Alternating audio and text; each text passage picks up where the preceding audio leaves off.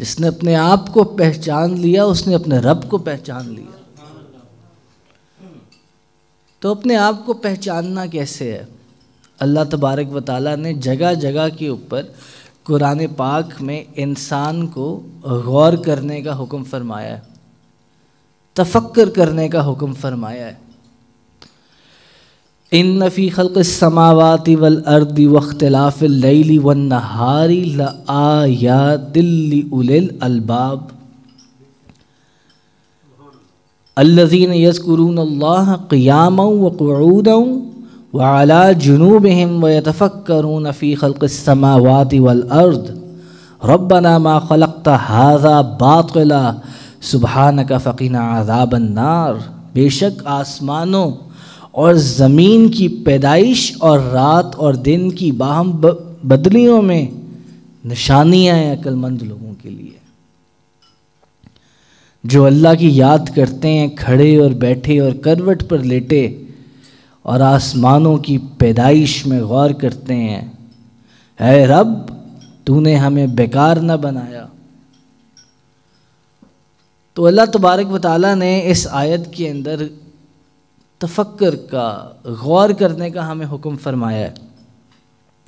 اسی طرح اللہ تبارک و تعالیٰ قرآن پاک میں ارشاد فرماتا ہے فَأَيْنَمَا تُوَلُّوا فَثَمَّ وَجْهُ اللَّهِ، تم جدھر بھی منہ کرو گے، تم جدھر بھی منہ کرو گے وہاں تمہیں اللہ کا ہی چہرہ ملے گا۔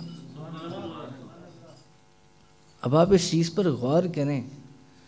لوگ کہتے ہیں کہ اللہ صرف مسجد میں ہے، کہنے والے یہ بھی کہہ دیتے ہیں کہ اللہ تعالیٰ کو ڈھونڈنا ہے تو مسجد میں ڈھونڈو، مصلی پر ڈھونڈو، کہ قرآن پاک کے اندر تو اللہ تبارک و تعالیٰ نے فرمایا فَأَيْنَمَا تُوَلُّوا فَثَمَّ وَجْهُ اللَّهِ، تم جدھر بھی منہ کرو وہاں اللہ کا ہی چہرہ ہے۔ وَاتَّقُوا اللَّهَ وَاعْلَمُوا أَنَّ اللَّهَ بِمَا تَعْمَلُونَ بَصِيرٌ۔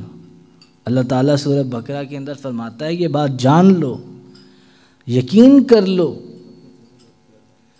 کہ اللہ تمہیں دیکھ رہا ہے۔ جب آپ کو پتہ ہو، بچے کو پتہ ہو کہ ماں باپ دیکھ رہے ہیں تو بچہ غلطی نہیں کرتا، غلطی کرنے سے باز رہتا ہے۔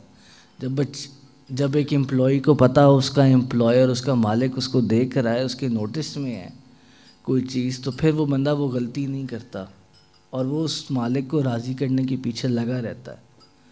تو اللہ تبارک و تعالیٰ نے تو بار بار قرآن پاک کے اندر فرمایا کہ میں تمہیں دیکھ رہا ہوں،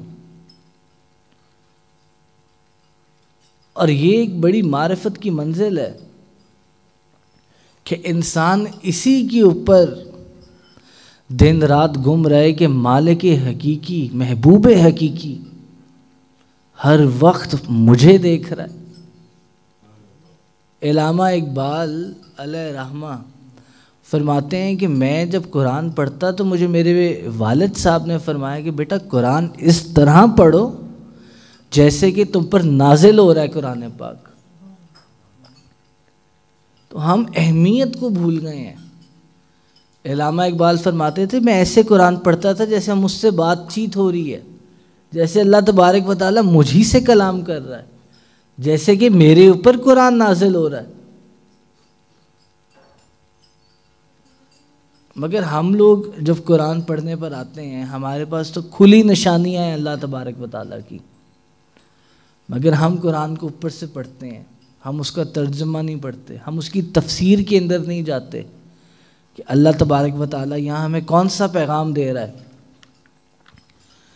تو اللہ تبارک و تعالیٰ نے جگہ جگہ کے اوپر قرآن پاک کے اندر یہ بات فرمائی ہے کہ وہ تمہیں دیکھتا ہے، اور وہ ہماری شہرک سے بھی زیادہ ہمارے قریب ہے۔ تو کیونکہ وہ ہماری شہرک سے بھی زیادہ ہمارے قریب ہے، یہ بھی ایک وجہ ہے کہ ہم مراقبہ کرتے ہیں، ہم اپنی آنکھوں کو بند کر لیتے ہیں اور تنہائی کے اندر ہم اس کو اپنے اندر تلاش کرتے ہیں۔ چشم بندو گوش بندو لب بند گر نبینی سر حق برما بخند۔ مولانا رومی فرماتے ہیں کہ اپنی آنکھوں کو بند کر لو، گوش بندو لب بند، اپنے کانوں کو بند کر لو، اپنی زبانوں کو بند کر لو. پھر بھی اگر راز حق سے تم آشنا نہ ہوئے تو کہنا کہ ہم مذاق کرتے تھے. یہ کوئی عام آدمی یہ بات نہیں کر رہا، ایک بہت بڑا اللہ کا ولی یہ بات کر رہا ہے، ایک بہت بڑا عالم یہ بات کر رہا ہے. چشم بندو گوش بندو لب بند، گر نبینی سر حق برما بخند. آپ فرماتے ہیں اپنی آنکھوں کو بند کر لو، اپنے کانوں کو بند کر لو، اپنی زبانوں کو بند کر لو. پھر بھی اگر راز حق تمہیں معلوم نہ ہوا تو کہنا کہ ہم مذاق کرتے تھے.